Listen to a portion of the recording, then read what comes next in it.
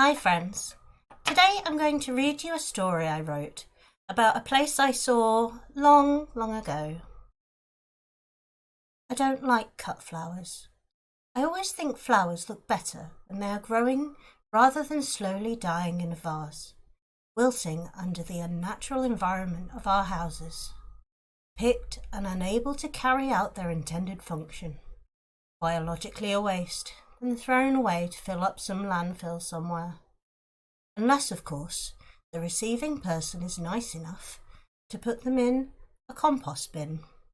But still, sometimes they can start to rot in those vases, covering over with a film of mould and grime until all you have is a slimy lump of biological matter drooping over the edges of that pretty glass or china container, threatening to weep on your surfaces and spread its noxious infection to the whole house. But then, are the fake flowers any better? They simply gather dust and fade where they sit on the windowsill, the plastic in them breaking down inevitably, just much slower than a real flower, until the plastic petals fall off and litter the area below. You could glue them back on, I guess, but the weight of the glue would make the rest of the flower droop and break off. The fake leaves long before fallen off, scattered around the house to be discovered in unusual places, like an outbreak. They're not going to grow, but just exist forever wherever they fell, gathering dirt and grime, their metal and fake stems rusting in neglect. The vase itself, untouched and unused for so long, fades with dust and age. A layer of grime covers the shoulders of the vase and remains, becoming sticky with something unnameable. The plastic-covered metal of the flowers digging a groove into the bottom of the vase, and their tiny movements, swaying in the breeze of a door opening.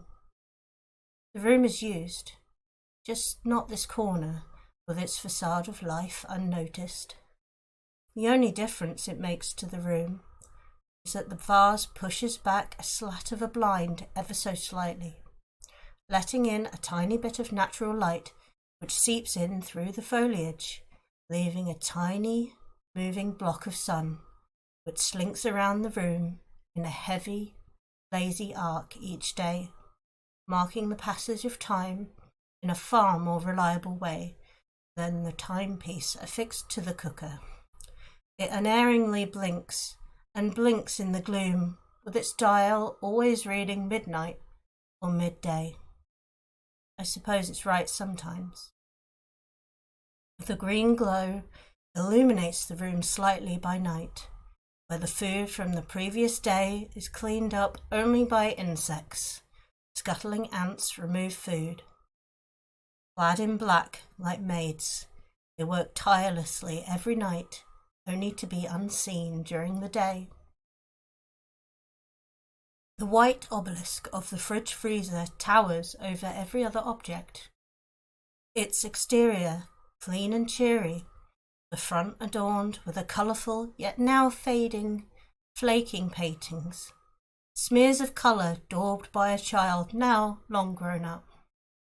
The only sound is a small drip from the bottom of this construction, of liquid of some kind, drips from the bottom to pool and congeal on the floor, settling in cracks of a poorly chosen flooring tile.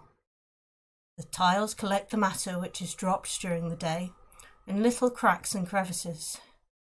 It was supposed to be varnished each month, but the task was too much and too often. Now it lies, with long since dried food, scattered in all the decorative grooves, changing the pattern to an odd and unintended set of colours, as tiny mould forests bloom out of some of the holes. The seals on the fridge are now brown, not its previous factory white. Tiny gaps in the decaying plastic allow ants inside, venturing into a cold and alien environment. A long, thin and thankfully sealed package on the lower shelf is thin and tapered to a point at each end. The mass inside no longer resembles what the sticky wet label indicates to be a cucumber. Another packet, plastic, white and rectangular, is covered in a cheery orange net. Inside, lumps of white and grey mould eat away at the pink and green mass inside. The colours smear and writhe imperceptibly slowly together, reminiscent of the children's paintings.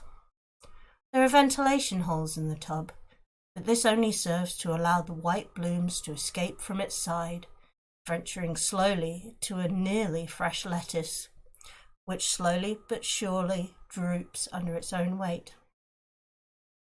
Further up the shelves is a plate with a quite fresh sandwich upon it. Only one bite has been taken before the food was stored. This area is in use.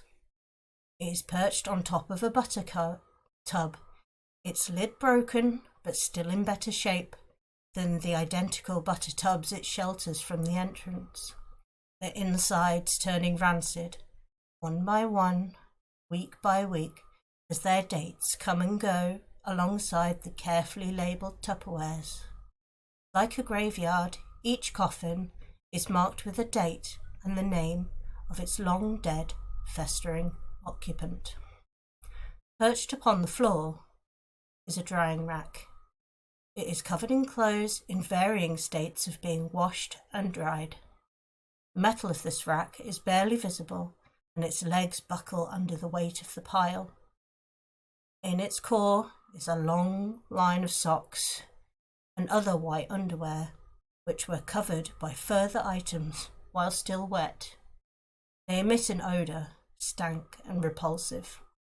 Surrounding this cloth pile, and still weaving in and out of its slowly sagging metal and plastic scaffolding, are yet more cloth piles. Each item is indistinguishable from another. Plastic bags poke out from the piles, bearing new items still sporting tags and receipts, like badges of honour. The pile also cascades from the tumble dryer. These towels are still wet, and have been so for some time. On top of this lies the toppled frame of a fibre optic Christmas tree. Each branch is twisted, and miniature decorations sag from them. The optic wires are splayed and reach forth from behind a single glove. Tangled within a once cheery plastic foliage are the slowly remaining remnants of vitamin pills. The pills are slowly spreading, gaining discoloured patches and dissolving to dust, seemingly of their own accord, while still in their bottles become one undistinguishable lump. Some amber-coloured tablets have somehow dried up of their fish oil innards and lie as drying husks, darkening day by day.